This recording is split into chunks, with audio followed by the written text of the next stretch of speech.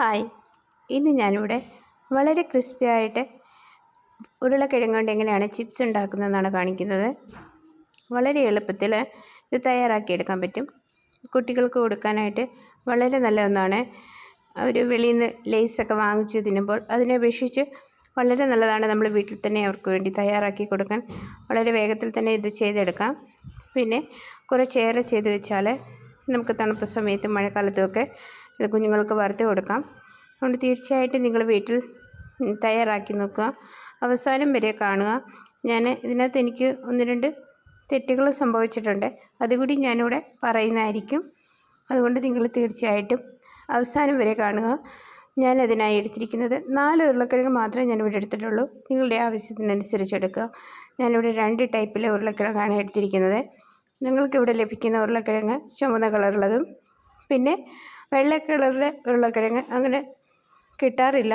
വല്ലപ്പോഴുമൊക്കെ മാർക്കറ്റിൽ വരും, അത് ഞാൻ വാങ്ങിച്ചതാണ്. പിന്നെ ചിപ്സ് ഉണ്ടാക്കാൻ നല്ലത് ഉരുളക്കിഴങ്ങ് വെള്ള കളറിലാണെന്ന് തോന്നുന്നു. നാട്ടിൽ നമുക്ക് വെള്ള കളറിൻ്റെയാണ് കിട്ടുന്നതെന്ന് എനിക്ക് തോന്നുന്നത്. തീർച്ചയായിട്ടും നിങ്ങൾക്ക് കിട്ടുന്നത് നിങ്ങൾ വാങ്ങിച്ചതുപോലെ തന്നെ തയ്യാറാക്കി വെക്കുക. നമ്മൾക്ക് 1 വർഷം വരെയും കേടുകൂടാതെ ചെയ്യാൻ പറ്റും. കുഞ്ഞുങ്ങൾക്ക് വറുത്ത് കൊടുക്കാനും പറ്റും. അതുകൊണ്ട് തീർച്ചയായും നിങ്ങൾ ഇതുപോലൊക്കെ തന്നെ ചെയ്തെടുക്കുക. ഞാനിത് ഉരുളക്കിഴങ്ങിൻ്റെ തൊലിയൊക്കെ കളഞ്ഞതിന് ശേഷം ഡയറക്റ്റ് വെള്ളത്തിലേക്കാണ് ഇട്ട് കൊടുത്തിരിക്കുന്നത്. ഇത് പെട്ടെന്ന് കറുത്തു പോകാൻ സാധ്യതയുള്ളത് കൊണ്ട് ഡയറക്റ്റ് നമ്മൾ തൊലി കളഞ്ഞതിന് ശേഷം വെള്ളത്തിലേക്ക് ഇട്ട് കൊടുക്കുക. ഞാനിവിടെ ഇതെല്ലാം ഒന്ന് തൊലി കളഞ്ഞെടുത്തതിന് ശേഷം ഇനി നമുക്ക് ഇതൊന്ന് അരിഞ്ഞെടുക്കണം, സ്ലൈസ് ചെയ്തെടുക്കണം. ആദ്യം നമുക്കിതൊന്ന് കഴുകിയെടുക്കാം.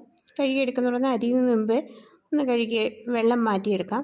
ഇനി നമുക്ക് മാറ്റിയെടുക്കുന്ന വെള്ളത്തിലേക്ക് വേണം ഇത് അരിഞ്ഞ് ചേർക്കാനായിട്ട്. ഇനി നമുക്ക് ഈ വെള്ളം ഒന്ന് ചേഞ്ച് ആക്കിയതിന് ശേഷം നമുക്കിത് അരിയണം. ഞാനിവിടെ ഈ വെള്ളത്തിലേക്ക് ഫിറ്റ്കരി എന്ന് പറയുന്നൊരു സാധനം, അതെന്താണെന്ന് എനിക്കറിയില്ല, വെള്ളം തെളിയാൻ കിട്ടുന്നൊരു സാധനമാണ്. അത് ജസ്റ്റ് ഒന്ന് 1-2 സെക്കൻഡ് അതൊന്ന് കറക്കി എടുത്തിട്ടുണ്ട്. മഴ സമയത്ത് വെള്ളം കലങ്ങി വരുമ്പം ഇവിടെ സാധാരണ പൈപ്പിൽ നിന്ന് വരുന്ന വെള്ളത്തിലേക്ക് പിടിച്ചു വെക്കുമ്പോൾ അതിലേക്ക് ഈ ഫിറ്റ്കരി ജസ്റ്റ് ഒന്ന് കറക്കി എടുക്കാറുണ്ട്. അതാകുമ്പം ആ വെള്ളത്തിൻ്റെ അടിയിലെല്ലാം അത് മണ്ണൊക്കെ അടിഞ്ഞു കിടക്കും. അതിനുവേണ്ടി ഉപയോഗിക്കുന്നതാണ്. അത് ചേർക്കണമെന്നില്ല, എനിക്കറിയില്ല അതെന്തോ സംഭവമെന്ന്. പക്ഷേ ഞാനത് ജസ്റ്റ് ഒന്ന് കറക്കിയിട്ടുണ്ട്. 1-2 സെക്കൻഡ്. അത് നിങ്ങൾക്കറിയാമെങ്കിൽ അല്ലെങ്കിൽ നിങ്ങളുടെ പക്കലുണ്ടെങ്കിൽ അതൊന്ന് ജസ്റ്റ് ഒന്ന് കറക്കിയെടുത്താൽ നമ്മുടെ ഉരുളക്കിഴങ്ങ് അതേ നിറത്തിൽ തന്നെ കിട്ടും, കറുത്തു പോകത്തില്ല. ആ വെള്ള കളർ തന്നെ അങ്ങനെ ഇരിക്കും. ഞാനിതിവിടെ ആദ്യം ആ വെള്ളത്തിലേക്ക് തന്നെ അരിഞ്ഞു നോക്കി. പക്ഷേ അതിൻ്റെ ഒരു സൈഡ് കട്ടി കൂടുതലും ഒരു സൈഡ് കട്ടി കുറഞ്ഞുമാണ് വന്നത്. അതുകൊണ്ട് ഞാനത് ചേഞ്ച് ആക്കിയതിന് ശേഷം പ്ലേറ്റിൽ വെച്ച് കൊടുത്തു നോക്കി. എന്നിട്ടും എൻ്റെ ഈ സ്ലൈസായി ചെയ്തതെല്ലാം മൊത്തം ഫ്ലോപ്പായി പോയി. ഒരു സൈഡ് കട്ടി കൂടുതലും ഒരു സൈഡ് കട്ടി കുറഞ്ഞും ഒക്കെയാണ്. അതിൻ്റെ പ്രോബ്ലം എന്താണെന്ന് ചോദിച്ചാൽ ഈ സ്ലൈസ് ചെയ്യുന്നത് ഷാർപ്പായിട്ടല്ലായിരുന്നു, അത് പഴയ ആയതുകൊണ്ടാണ്. നിങ്ങൾ നല്ല സ്ലൈസർ എടുക്കുക, അല്ലെങ്കിൽ കൈ വെച്ച് അരിയാൻ നോക്കുക. കൈ വെച്ച് അരിയുമ്പം അത്രയും കനം കുറച്ച് കിട്ടത്തില്ല. അതുകൊണ്ട് നിങ്ങൾ ഇതുപോലെ സ്ലൈസ് ചെയ്തെടുക്കുക. നല്ല ഷാർപ്പായിട്ടുള്ള സ്ലൈസർ എടുത്ത് അതിനകത്ത് വെച്ച് അരിഞ്ഞെടുക്കുക. അതാകുമ്പോൾ നമുക്ക് ഒരേ ഷേപ്പിൽ കിട്ടും. അതുപോലെ തന്നെ ഇത് തീരെ കനം കുറച്ച് വേണം നമുക്ക് ചെയ്തെടുക്കാൻ. ഇവിടെ ചിപ്സ് എടുക്കുമ്പം ഇതിൽ നല്ല കട്ടിയായിട്ടാണ് എടുക്കുന്നത്. ആ ചിപ്സ് കഴിക്കുമ്പം അത്രയും ടേസ്റ്റ് എനിക്ക് തോന്നിയിട്ടില്ല. പക്ഷേ ഈ തീരെ കനം കുറച്ചെടുക്കുമ്പം നല്ല ടേസ്റ്റാണ് അതിന് കഴിക്കാനായിട്ട്. പിന്നെ ഇവിടെ ഷേപ്പിന് ഇച്ചിരി വ്യത്യാസം വന്നിട്ടുണ്ട്. ഫുൾ റൗണ്ടായിട്ട് എനിക്ക് കിട്ടിയിട്ടില്ല. അതുകൊണ്ട് നിങ്ങൾ ചെയ്യുമ്പം നല്ല സ്ലൈസർ എടുക്കുക, നല്ലവണ്ണം കട്ട് ചെയ്യാൻ ശ്രമിക്കുക, റൗണ്ടിൽ കട്ട് ചെയ്യാൻ ശ്രമിക്കുക. അതുപോലെ തന്നെ തീരെ കനം കുറച്ച് അരിഞ്ഞെടുക്കാൻ ശ്രമിക്കുക, അല്ലെങ്കിൽ സ്ലൈസ് ചെയ്തെടുക്കാൻ വേണ്ടി ശ്രമിക്കുക. ഇതൊക്കെയാണ് ഈ ചിപ്സിനകത്ത് വന്ന തെറ്റുകൾ. നിങ്ങൾക്കറിയാവുന്ന പോലെ തന്നെ ചെയ്തെടുക്കുക. പക്ഷേ കുഴപ്പമൊന്നുമില്ല, നല്ലവണ്ണം നമുക്ക് ചിപ്സായിട്ട് തന്നെ ഉപയോഗിക്കാൻ പറ്റും. ഈ ഒരു രീതിയിലാണ് എനിക്കിവിടുത്തെ അരിഞ്ഞു കിട്ടിയത്. അതെൻ്റെ ഈ സ്ലൈസ് ചെയ്ത അതിൻ്റെ ഇതുകൊണ്ടാണ്, ഷാർപ്പല്ലാഞ്ഞത് കൊണ്ടാണ് ഇങ്ങനെ സംഭവിച്ചത്. കുഴപ്പമില്ല. ഈ സമയത്ത് വെയിലത്ത് പെട്ടെന്ന് തന്നെ നമുക്ക് ഉണക്കിയെടുക്കാൻ പറ്റും. അത് സാരമില്ല. ഞാനിതരിഞ്ഞ് വെള്ളത്തിലേക്ക് ഇട്ട് കൊടുത്തിട്ടുണ്ട്. ഇനി ഇത് നമുക്ക് കുറഞ്ഞത് ഒരു 5-6 പ്രാവശ്യമെങ്കിലും കഴുകിയെടുക്കണം. അതിൻ്റെ ആ സ്റ്റാർച്ച് മൊത്തം പോകുന്ന വരെ നല്ലോണം ഇതൊന്ന് കഴുകിയെടുക്കണം. 5-6 പ്രാവശ്യം ഇത് കഴുകിയെടുത്തതിന് ശേഷം വേണം ഇനി നമുക്ക് ഇതിൻ്റെ അടുത്ത പ്രൊസീജിയർ ചെയ്യാനായിട്ട്. അത് കഴുകിയെടുക്കുന്ന സമയം കൊണ്ട് അടുപ്പിലേക്ക് വെള്ളം വെക്കുക. അത് എത്രയും ഉരുളക്കിഴങ്ങുണ്ടോ അതിനനുസരിച്ച് അതിനാവശ്യമായ വെള്ളം അടുപ്പിൽ വെക്കുക. ഞാനിവിടെ വെള്ളം അടുപ്പിൽ വെച്ചതിന് ശേഷം അതിലേക്ക് ആവശ്യത്തിന് ഉപ്പ് ചേർത്ത് കൊടുത്തിട്ടുണ്ട്. ഇനി ഈ വെള്ളം ഒന്ന് തിളച്ച് വരുമ്പം ഇനി ഇതിലേക്ക് നമുക്ക് കഴുകി വെച്ച ഉരുളക്കിഴങ്ങ് ചേർത്ത് കൊടുക്കാം. ചേർത്ത് നമുക്ക് ഇതൊന്ന് അധികം ഓവർ കുക്കാകാൻ പാടില്ല. ജസ്റ്റ് ഒരു 2 മിനിറ്റ് മാത്രം ഇതൊന്ന് വേവിച്ചെടുക്കണം. അധികം വെന്ത് പോകല്ലേ. അത് തീർച്ചയായിട്ടും നിങ്ങൾ ശ്രദ്ധിച്ചിരിക്കണം. ഓവർ കുക്കാകാൻ പാടില്ല. നമ്മൾ കപ്പയൊക്കെ വാട്ടിയെടുക്കുന്നത് പോലെ തന്നെ ഇതൊന്ന് വാട്ടിയെടുത്താൽ മതി. ഉപ്പ് ചേർത്ത് കൊടുക്കണം. ഇടയ്ക്ക് അതൊന്ന് ഇളക്കി കൊടുത്തുകൊണ്ടിരിക്കണം. അല്ലെങ്കിൽ എല്ലാം കൂടെ കട്ടി പിടിച്ച് പോകും. നമ്മൾ തുടർച്ചയായിട്ട് എത്രയും മിനിറ്റ് വേവിക്കുന്നോ അത്രയും മിനിറ്റ് ഒന്ന് ഇളക്കി കൊടുത്തുകൊണ്ടിരിക്കുക. നിങ്ങൾക്ക് എൻ്റെ ചാനൽ ഇഷ്ടപ്പെട്ടുവെങ്കിൽ, എൻ്റെ വീഡിയോസൊക്കെ ഇഷ്ടമാണെങ്കിൽ സബ്സ്ക്രൈബ് ചെയ്യുക. ആദ്യമായിട്ടാണ് നിങ്ങൾ എൻ്റെ ചാനൽ കാണുന്നതെങ്കിൽ സബ്സ്ക്രൈബ് ചെയ്യുക, സപ്പോർട്ട് ചെയ്യുക. അതോടൊപ്പം കമൻറ്റുകളും അഭിപ്രായങ്ങളും ഒക്കെ അറിയിക്കുക. പിന്നെയും ഇതുപോലുള്ള വീഡിയോകളൊക്കെ ആയിട്ട് ഞാൻ വരുന്നതായിരിക്കും. ഇതുപോലെയൊന്ന് വാട്ടിയെടുത്തതിന് ശേഷം ഇനി നമുക്ക് ഈ വെള്ളമൊക്കെ ഒന്ന് മാറ്റിയെടുക്കണം. പ്രത്യേകം ശ്രദ്ധിക്കേണ്ടത് ഓവർ കുക്കാകാൻ പാടില്ല എന്നുള്ളതാണ്. ഇനി നമുക്ക് ഇന്ന് കോരി മാറ്റിയെടുക്കാം, അല്ലെങ്കിൽ വെള്ളം ഊറ്റിക്കളയാം.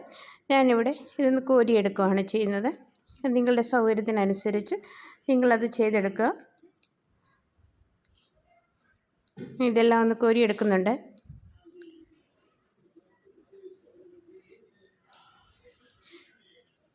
ഇനി നമുക്കിത് ഉണക്കിയെടുക്കണം.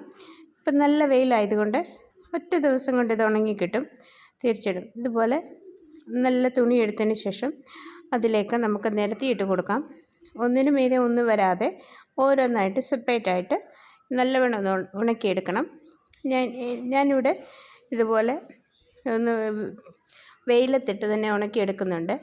പിന്നെ ഫാനിന് കീഴിലിട്ടും നമുക്ക് ഉണക്കാം. അത് 2 ദിവസം 3 ദിവസം കൊണ്ട് അത് തീർച്ചയായിട്ടും ഉണങ്ങിക്കിട്ടും. ഇവിടെ ഞാൻ ഒറ്റ ദിവസം കൊണ്ടാണ് ഇത് ഉണക്കിയെടുക്കുന്നത്. അത്രയ്ക്ക് ചൂടല്ല നമ്മുടെ നാട്ടിൽ. അതുകൊണ്ട് തീർച്ചയായിട്ടും നിങ്ങൾക്ക് ഇത് ചെയ്തെടുക്കാൻ പറ്റും. കുഞ്ഞുങ്ങൾക്ക് സ്കൂളിലും കൊടുത്തു വിടാനൊക്കെ നല്ല ഒന്നാണ് ചിപ്സായിട്ട്.